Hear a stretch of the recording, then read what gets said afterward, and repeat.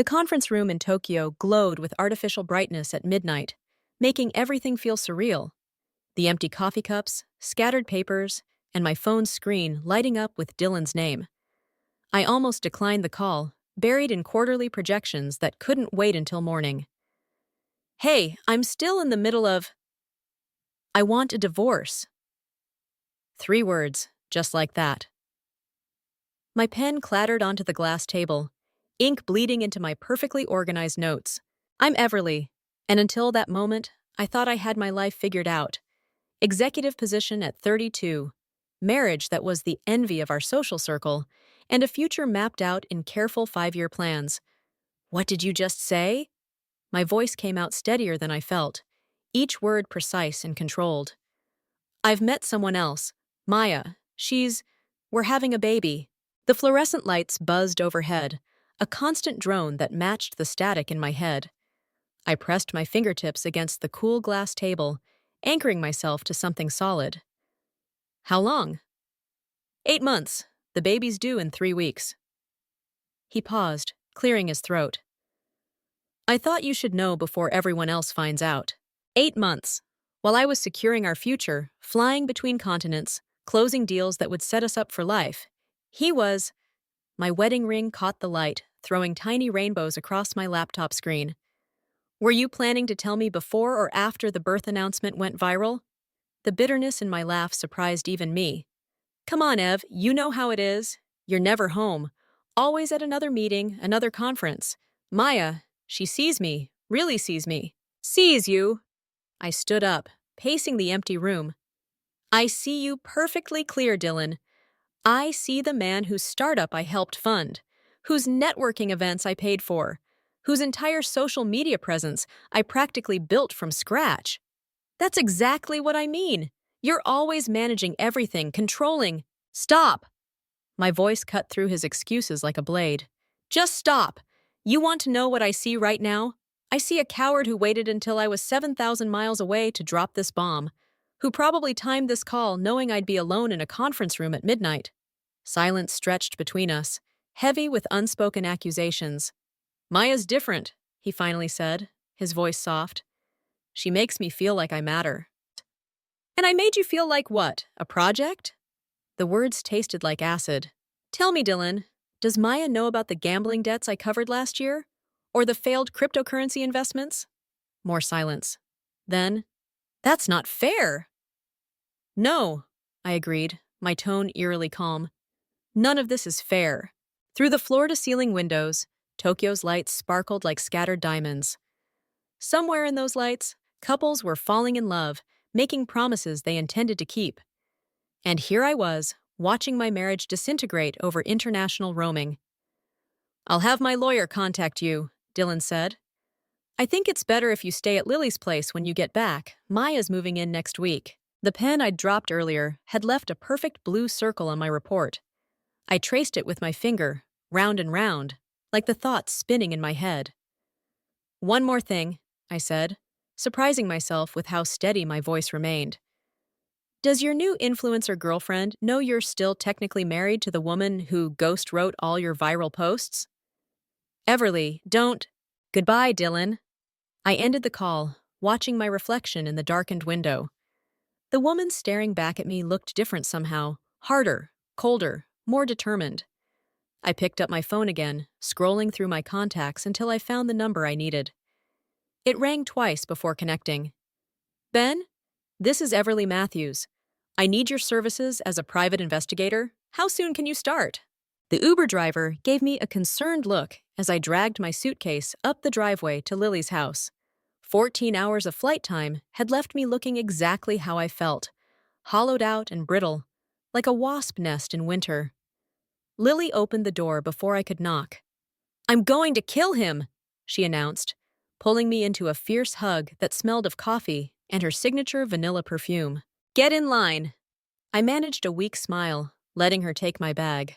The house was warm, familiar, a stark contrast to the sterile hotel rooms I'd been living in for the past week while I got my bearings.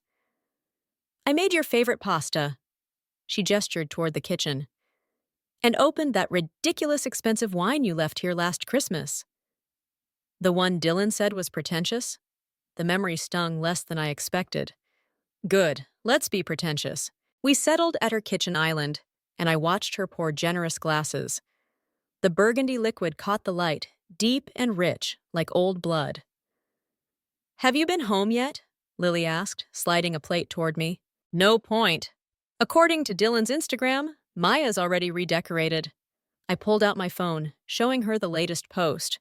Our living room transformed into what looked like a millennial pink nightmare, complete with neon signs and a ring light setup.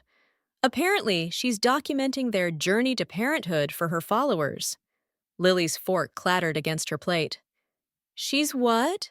Oh, it gets better. I scrolled through the feed. She's positioning herself as a relationship transformation coach now, using their story to inspire others to follow their hearts, or whatever bullshit she's selling. Using your marriage's destruction as content? Lily's voice dripped with disgust. That's strategic, I finished. She's gained 20,000 followers since announcing the pregnancy. My phone buzzed. A text from Ben, the PI.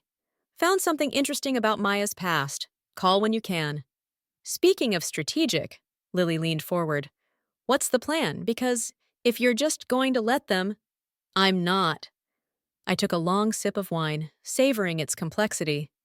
Remember that startup Dylan's been bragging about? The one that's supposedly going to revolutionize social media marketing? The one you helped him develop the pitch for? Turns out he's been using my marketing strategies, the ones I developed for my clients, as his own, selling them as proprietary technology. I pulled up another screen on my phone. And guess who just got offered a series of speaking engagements based on that stolen work? Lily's eyes widened. No! $300,000 in speaking fees, plus a book deal. The wine tasted bitter now, all built on my work, my reputation, my connections. That son of a... A notification popped up on my phone. Dylan, going live on Instagram. Without thinking, I tapped it. His face filled the screen, sitting in our home office. My home office. Hey, tribe! His voice was artificially enthusiastic. Big news today. Just signed with major tech publishing for my first book, Digital Disruption, The Future of Social Media Marketing. Can't wait to share all my secrets with you guys. Lily reached over and closed the app. Ev, your hand is shaking. I looked down. The wine glass trembled in my grip, liquid sloshing dangerously close to the rim. He's using everything, Lily. Everything I built. And that little influencer girlfriend of his is turning my life into content for her channel. Then we take it all back.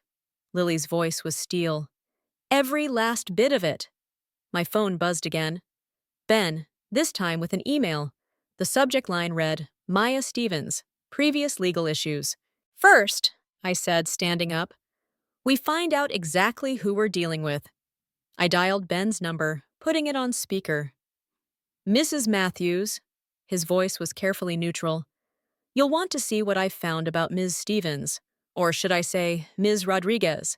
She's had quite a few names, and quite a few wealthy men in her past. Lily's eyebrows shot up as we listened to Ben detail Maya's history, a pattern of relationships with successful men, always ending in scandal and profit. Send me everything, I said when he finished. And Ben, keep digging. After hanging up, I turned to Lily. Still want to help? She clinked her glass against mine. Always. But Ev, just be careful. Revenge can change people. I looked at my reflection in the window, remembering the woman I saw in Tokyo. Maybe that's exactly what I need. Ben's office smelled like stale coffee and old paper, fitting for the stack of folders he spread across his desk. Each one documented a different phase of Maya's carefully constructed life, or lives, more accurately. 6 men in 4 years, Ben said, tapping the top folder. All successful entrepreneurs or executives. All married. All left their wives after Maya entered the picture. I flipped through the photos. Maya with different hair colors, different name you'd seen, always the same predatory smile. And the pregnancies? Never carried to term. Ben's voice was carefully neutral. Convenient miscarriages, usually right after securing significant financial settlements. The coffee in my stomach turned to acid. She's done this before. Like clockwork, but Dylan's different. Ben pulled out another folder. She's playing a longer game with him, building a brand, establishing herself as an influencer, using his connections, your connections, to create something sustainable. My phone buzzed. Dylan's face appeared on screen, another notification about his upcoming book launch. The comments section was filled with praise, people calling him a marketing genius. "Show me the money trail," I said, pushing the phone away. Ben pulled up financial records on his laptop. "Your husband's been busy. Multiple transfers to offshore accounts, all under the umbrella of his startup. The speaking fees, book advances, everything's being funneled through shell companies. Companies I helped him set up." I laughed, the sound hollow. "For tax purposes," he said. "There's more." Ben hesitated. "The startup's main product, the algorithm he's been promoting? What about it?" "It doesn't exist. The demo videos, the case studies, they're all fabricated. He's been selling smoke, using your marketing strategies as proof of concept." The room tilted slightly. All those late nights I'd spent helping him perfect his pitch, believing in his dream. "How many investors?" 12 major ones. Total funding around 8 million. My phone buzzed again. A text from Maya. "We should talk. Coffee tomorrow?" "She knows," I said, showing Ben the message. "She must have figured out I'm investigating. Or she's trying to gauge how much you know." Ben leaned back. "Could be useful, meeting her, seeing what she reveals." I stared at the text, remembering the photos of Maya's previous victims. Successful men reduced to shells, their careers and reputations in tatters. "No, she's too good at this game. We play it my way." Ben nodded toward his laptop. "What's your way?" I pulled out my own laptop, logging into the back end of Dylan's website, the one I'd built for him. "First, we archive everything. Every post, every claim, every stolen strategy he's passed off as his own. And then? Then we wait for his book launch next week." I started downloading files. The one where he's planning to reveal his revolutionary marketing secrets to a live audience of industry leaders. "The same secrets he stole from you?" "Exactly." I smiled, feeling that familiar cold clarity settling in. "But first, I need to make a call." I stepped outside, dialing a number I knew by heart. 3 rings later. "Everly, I've been worried about you." "Grace?" My therapist friend's voice was warm, concerned. "Remember when you said I should talk to you before making any major decisions?" "Of course. What's happening?" I watched through Ben's window as he continued sorting through Maya's files. "I'm about to do something that can't be undone. Something that might make me as bad as they are." "Are you sure it's worth the cost?" The memory of Dylan's Instagram post flashed through my mind. Him and Maya in my office, announcing his book deal, building their future on the ruins of mine. "Yes," I said, "because the cost of doing nothing is worse." Grace was quiet for a moment. "Then at least let me help you carry it." Back inside, Ben had organized the files into neat piles. "What's the play?" I opened my email, starting a new message to Dylan's publisher. "We're going to give him exactly what he wants, his moment in the spotlight. But first," I attached the evidence of Maya's past, the financial records, everything except the proof of his stolen content. That would come later, at the perfect moment. "First," I continued, "we let him dig his grave a little deeper." Ben studied my face. "You know there's no coming back from this, right? Once you start—" I started the moment he made that call to Tokyo. I hit send. He just doesn't know it yet. Grace's office always felt like stepping into a different world, all soft edges and muted colors, nothing like the sharp angles of my corporate life. I sat in my usual spot, fingers drumming against the leather armrest. "You haven't slept," Grace said. Not a question. "I have a board meeting in 2 hours." I checked my phone. 3 missed calls from Dylan. "The merger we've been working on for months is finally happening. And Dylan's book launch is trending."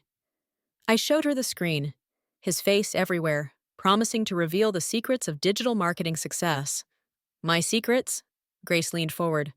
"When was the last time you ate something that wasn't coffee?" Before I could answer, my phone lit up with a text from Ben. Maya made contact with target number 4. Meeting arranged. Target number 4? Grace asked, reading the message upside down. Robert Chen, tech investor, married 20 years. My voice sounded distant, even to me. Maya's been scheduling private consultations with all our major investors. While pregnant with Dylan's child? I laughed, the sound sharp enough to make us both wince. There is no child, Grace. There never was. It's her pattern: fake pregnancy, emotional manipulation, financial extraction. Dylan's just too blind to see it. Or too invested in the lie. Grace's voice remained neutral, professional. Like someone else I know. My phone buzzed again. An email from Dylan's publisher. The subject line made my stomach clench. Urgent, legal review required. I have to take this, I said, standing. Everly! Grace's tone stopped me. Remember what we discussed about collateral damage? I opened the email. The publisher wanted to fast-track Dylan's book, bypass the usual legal checks. They were excited about his unique insights into digital marketing. Sometimes, I said, damage is the point. Back at the office, I barely made it through the merger presentation. My team carried most of it, while I fought the urge to check my phone every 30 seconds. Finally, in my private bathroom, I called Ben. Maya's moving faster than we thought, he said without preamble. She's already pitched her relationship transformation program to 2 other investors, using your company's client list. I gripped the sink. How did she get access to? Dylan gave her everything. Passwords, contracts, client contacts. Ben paused. There's something else. The money he's been moving offshore? It's not just going to shell companies. Some of it's being transferred to accounts linked to Maya's previous ventures. The mirror showed me a woman I barely recognized. Perfectly tailored suit, immaculate makeup, eyes like frozen lakes. She's playing him, and he's playing right into it. But Everly, Ben hesitated. If we expose this now, your company could be implicated. The merger could collapse. I finished his thought. Taking my career with it. A knock at my office door made me jump. Through the glass, I saw Lily holding up a takeout bag like a peace offering. I have to go, I told Ben. Keep watching them. Lily set up lunch on my desk, carefully moving aside stacks of merger documents. You look terrible. Thanks. Grace called me. She pushed a container of soup toward me. She's worried. Grace worries professionally. It's her job. She thinks you're losing perspective. Lily's voice was gentle. That maybe this revenge thing is... My phone lit up with a notification. Dylan going live on Instagram again. Without thinking, I tapped it. Hey, tribe! His familiar fake enthusiasm filled my office. Huge news! My amazing partner Maya is launching her exclusive coaching program. Using the same strategies that helped us find true love, she'll be working with select clients to transform their relationships. The camera panned to Maya, glowing in a pink dress that emphasized her supposed pregnancy. Behind her, I recognized the vision board I'd made last year. My goals, my dreams, now serving as her backdrop. I can't wait to share my journey with all of you, Maya gushed. How I helped Dylan break free from a toxic, controlling relationship and embrace his true potential. Lily reached for my phone, but I held up a hand, watching as Maya continued. And the best part? We're offering special early access to investors in Dylan's startup, because true transformation happens when we align our personal and professional growth. I closed the app, feeling oddly calm. Still think I'm losing perspective? Lily studied my face. What are you going to do? What they taught me to do. I pulled up my email, starting a new message to the board. Protect the company's interests. The merger documents sat in front of me, waiting for my signature. Above them, Dylan and Maya's faces smiled from his book cover, promising to reveal the secrets of success. Sometimes, I said, echoing my words to Grace, damage isn't just the point, it's the product. The boardroom felt like a tomb at midnight, all sleek surfaces and shadows. I spread Ben's files across the table, photographs, financial records, text messages spanning months of deception, each piece a nail in Dylan's coffin. My phone buzzed. Maya again. We need to talk. I know what you're planning. Before I could respond, another message appeared. Check your email, now. The attachment showed me sitting in Ben's office, photographed through his window. Below it, a simple threat. Back off, or I release everything about the merger. Lily's voice made me jump. You shouldn't be here alone. Jesus! I clutched my chest. How did you? Grace called. Said you weren't answering. She moved closer, examining the evidence spread before me. Is this all of it? Most of it. I pulled up Maya's email. She's been watching us, following me. Lily studied the photo. She's desperate. She's dangerous. I started gathering the files. She's got proof I knew about Dylan's fraud before the merger. If this gets out, you'll lose everything. Lily's voice hardened. Like she planned all along. My phone lit up. Ben calling. I put him on speaker. Maya's meeting with Robert Chen just ended, he said without preamble. She showed him documents proving Dylan's startup is built on stolen intellectual property. My intellectual property, I said. Yes, but she's spinning it differently, making it look like you helped Dylan steal from your clients, then turned on him when he left you. The pieces clicked into place. She's not just after Dylan's money. No, Ben confirmed. She's after your entire client portfolio. Once you're discredited, she steps in as the whistleblower.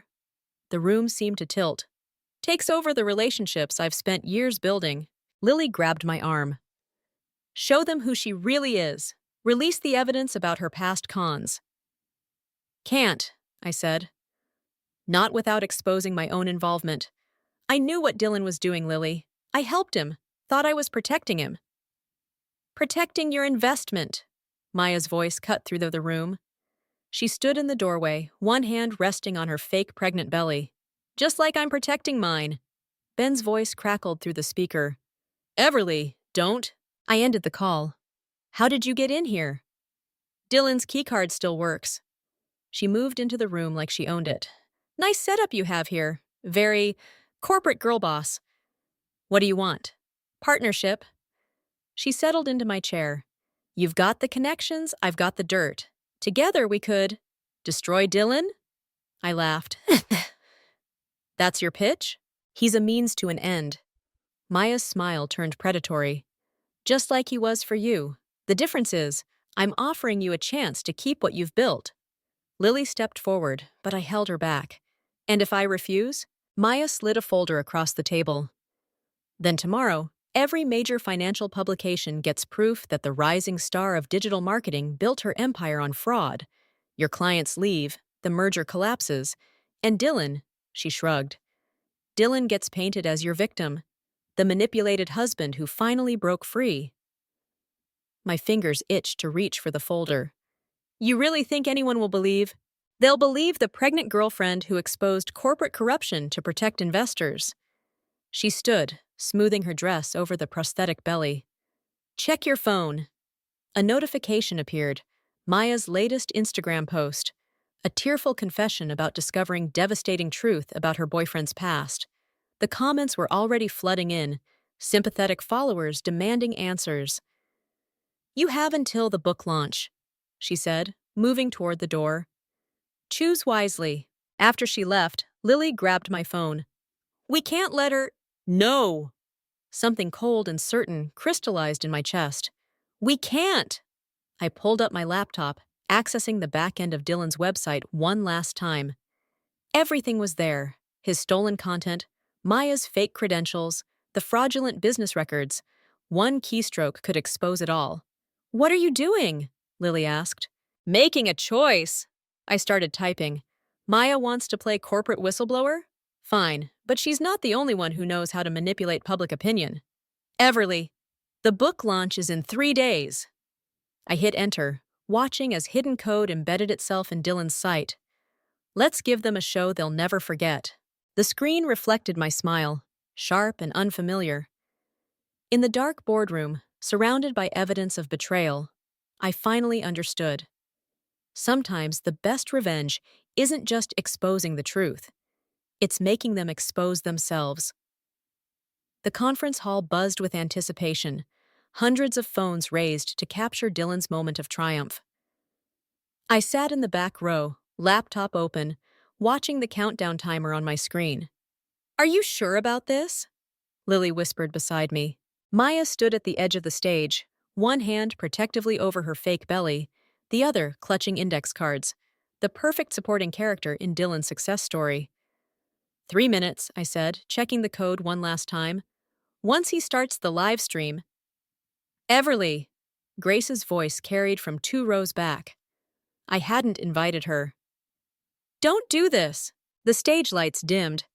Dylan emerged to thunderous applause, his bestseller's cover projected behind him, my marketing strategies repackaged as his genius insights. "Today," he began, "I'm going to share how I built a digital empire from nothing." My fingers hovered over the keyboard.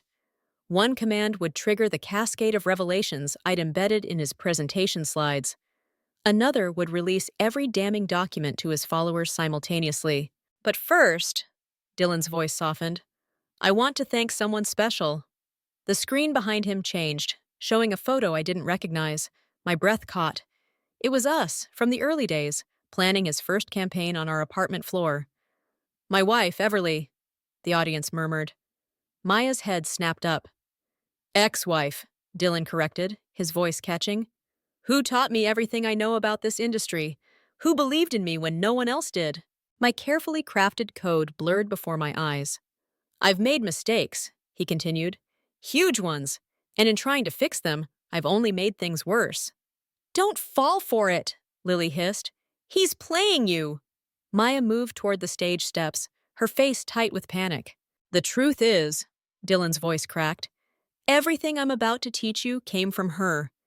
Every strategy, every insight, it was all Everly, and I've spent the last year pretending it was mine because I couldn't face being in her shadow anymore." The audience stirred, phones lowered. Maya reached the stage. "But that ends today." Dylan turned, facing Maya. "No more lies, no more fake pregnancies, no more scams." Maya grabbed his arm. "Dylan, don't!" "I'm sorry," he said into the microphone, "but I can't do this anymore." My finger hit enter before I could stop myself. The screen behind them exploded with evidence. Maya's previous cons, the fraudulent business records, everything except my own involvement. The audience erupted, phones raised again, capturing Maya's mask crumbling as she backed away from Dylan. "Wait," I whispered, but it was too late. Dylan's voice cut through the chaos. "I knew you'd come, Everly. Knew you'd try to expose us." He turned toward my section. That's why we had to be ready. The screen changed again. Security footage of me accessing company files after hours. Emails proving I'd known about the fraud. Helped cover it up. "No," I breathed. "The real story," Dylan continued, his voice steady now, "is about corporate espionage. About a controlling executive who couldn't let go, who helped build a fraud, then tried to destroy it when she lost control." Maya stepped forward, tears streaming perfectly down her cheeks. "I tried to stop them, but they threatened me. Made me wear this." She pulled off the prosthetic belly. "Made me play a part in their scheme."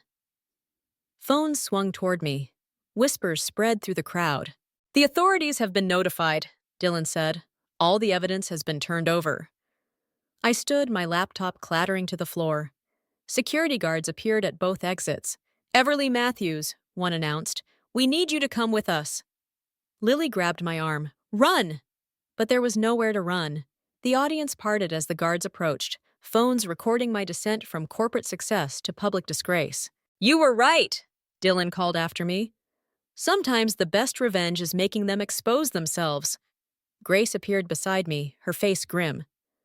"Let me handle this. I know people—" "No." My voice sounded distant, hollow. "This is exactly what I deserve." As the guards led me out, I caught a final glimpse of the screen.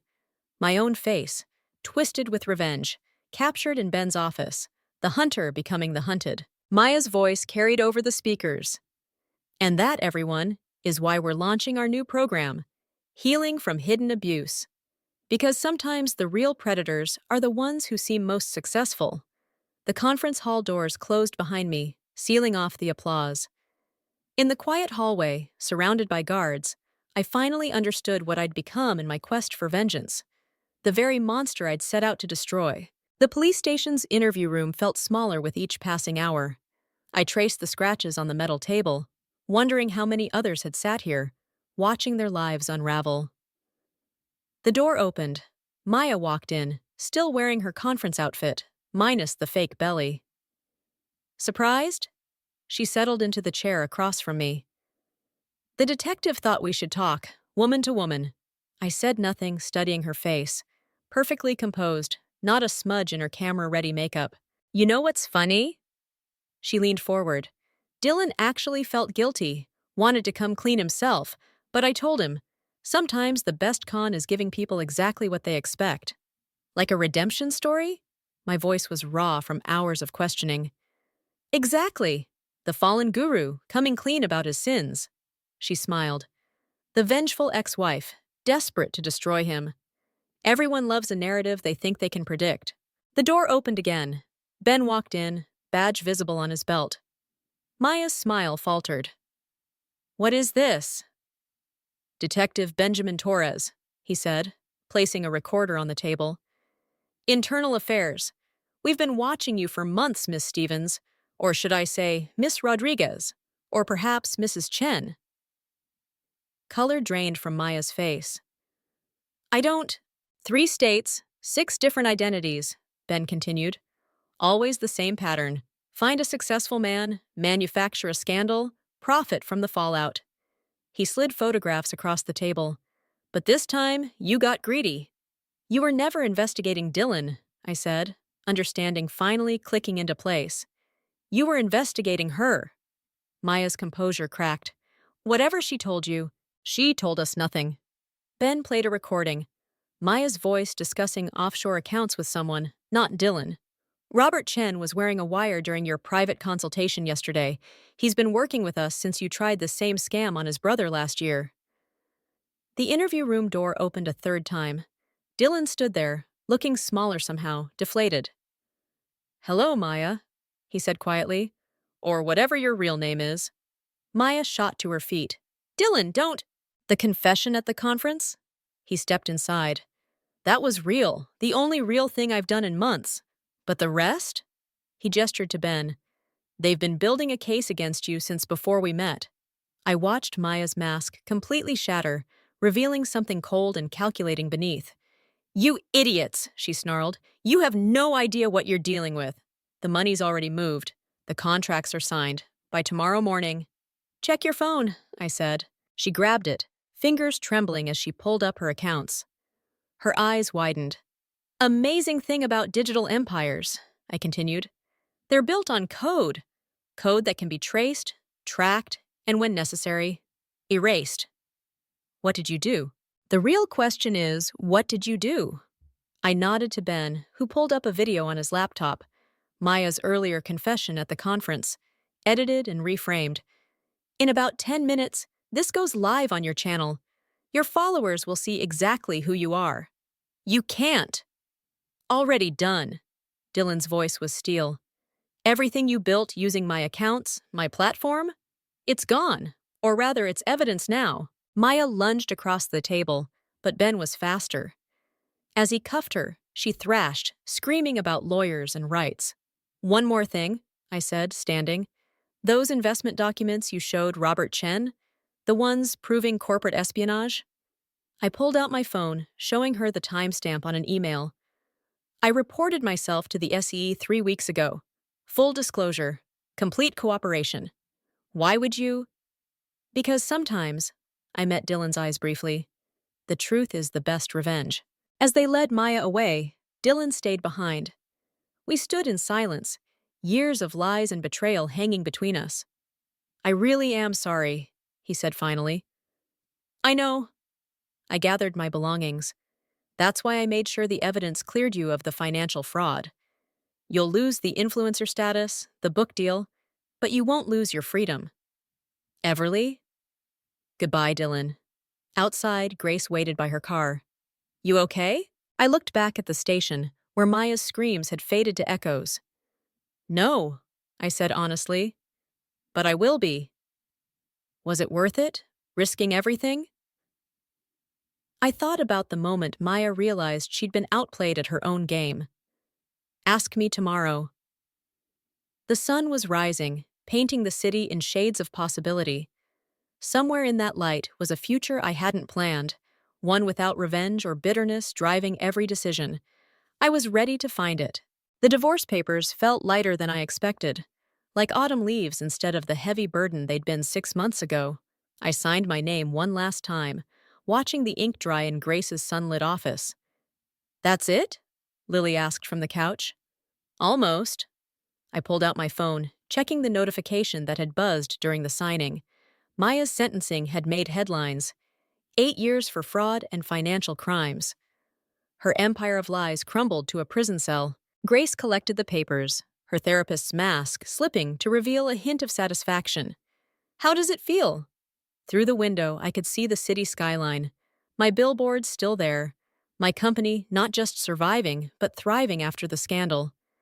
The SEC investigation had cleared me, my early confession turning me from conspirator to whistleblower. It feels— I searched for the right word. Unfinished. Because of Dylan? Lily's voice held an edge. My phone buzzed again. Speaking of the devil, a text from Dylan. Coffee, one last time. Go, Grace said, reading my hesitation. You'll always wonder if you don't. The cafe was new, nothing like our old haunts. Dylan sat by the window, looking smaller without his influencer persona, more like the man I'd first met. You look good, he said as I sat down. The Times article about your tech ethics initiative was impressive. That's not why you called me here. He pushed a folder across the table. Inside was a check. A considerable one. My settlement from the startup's investors, he explained. They're restructuring, using your original marketing framework. Legally, half of this belongs to you. Keep it. Everly, I mean it. I closed the folder. Consider it payment for teaching me something valuable. What's that? That revenge isn't about destroying someone. I met his eyes. It's about reclaiming yourself. He nodded slowly, understanding dawning. The conference confession wasn't just about trapping Maya, was it? You knew what would happen when I started telling the truth. The truth has a way of unraveling everything. I stood up. Even the lies we tell ourselves. Are you happy? He called as I turned to leave. Now that it's over? I thought about the new project on my desk. A platform helping people rebuild after digital fraud. About Ben's occasional texts updating me on Maya's other victims finding justice. About Lily and Grace's unwavering support. I'm free, I said finally. That's better than happy.